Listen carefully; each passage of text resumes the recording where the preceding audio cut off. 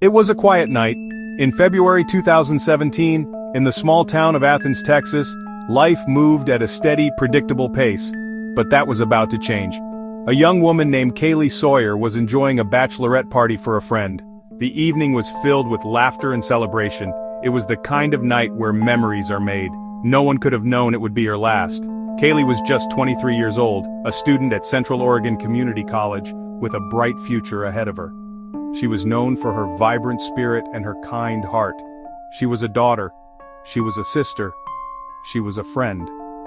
As the party wound down in the early morning hours of July 24, 2016, a decision was made. Kaylee got into an argument with her boyfriend. Upset, she decided to walk home alone. Her phone was her only companion. She called her mother, Julie, leaving a voicemail that would later become a precious, heartbreaking final message. But it was the last time her family would ever hear her voice. The next morning, a sense of unease began to creep in. Kaylee hadn't returned. Her boyfriend Cameron grew worried. He started calling and texting her, but his messages went unanswered. This was not like Kaylee. She was responsible. She always stayed in touch. Her family was alerted, and the worry quickly escalated into panic.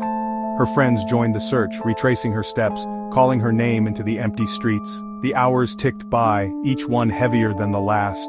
The hope of finding her safe and sound began to fade, replaced by a growing, chilling fear. A young woman had simply vanished. The search for Kaylee Sawyer had officially begun. The community of Bend, Oregon, where Kaylee lived and studied, was small and tight-knit. News of her disappearance spread like wildfire. Flyers with her smiling face were posted on every corner.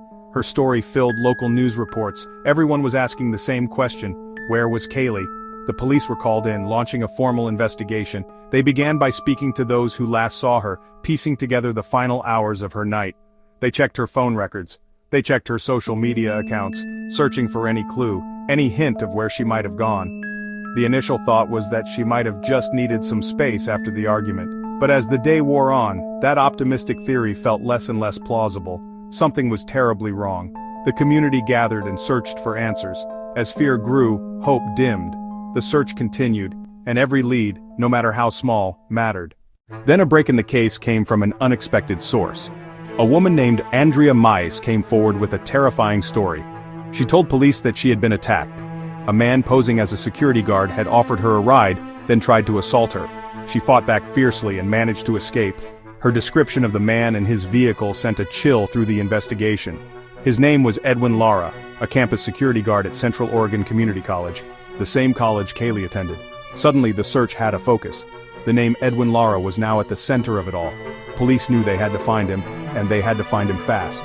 The focus of the investigation shifted dramatically. Police tracked Lara's movements using his cell phone data. The signal led them north towards California. An alert was issued for his vehicle. It was a race against time. Acting on a tip, police located Edwin Lara in Eureka, California, over 200 miles from Bend. He was arrested without incident. During his interview with detectives, the shocking truth was revealed. Lara confessed. He admitted to encountering Kaylee as she walked home. He told them he had hit her with his patrol vehicle, put her in the car, then taken her to a secluded spot where he killed her. He then led investigators to a desolate canyon off a highway in Redmond, Oregon. There, beneath the vast, indifferent sky, they found Kaylee Sawyer's body. The search was over. A family's worst nightmare had come true. The case against Edwin Lara was overwhelming. His confession, the physical evidence, and the testimony from his own wife created a powerful narrative for the prosecution. In August 2016, Lara was indicted by a grand jury on multiple charges including aggravated murder. The community of Bend watched closely as the legal process began to unfold. For Kaylee's family, it was the start of a long and agonizing journey through the court system. They had to sit in the same room as the man who had stolen their daughter from them. They had to listen to the horrific details of her final moments. Their strength and resilience was honestly just remarkable. They became a symbol of love and determination. The chilling testimony from Andrea Mice showed a pattern of predatory behavior. It demonstrated that what happened to Kaylee was not an accident but a deliberate act of violence. The prosecution laid out its case methodically. The evidence was insurmountable. To avoid the death penalty, Lara changed his plea. In October 2017, he pleaded guilty to aggravated murder and waived his right to a full trial. The decision spared the family a lengthy, graphic trial, but some questions might never be answered. Family and friends addressed the court. They spoke of their love for Kaylee, of the vibrant life she had lived, and of the immense void her death left behind. Her mother Julie delivered a powerful impact statement. She looked at Lara and spoke of the pain he inflicted on family and community, and of forgiveness for her own healing. The judge sentenced Edwin Lara to life without parole. Justice, in its legal form, had been served. The life sentence for Edwin Lara brought a close to the legal case, but it did not end the story for those left behind. For the Sawyer family, the verdict was not a victory, but a conclusion to one painful chapter. Their grief was a life sentence of its own. In the wake of the tragedy, they channeled their pain into purpose. Julie Sawyer became a force for legislative change. She championed a bill in Oregon that became Kaylee's law.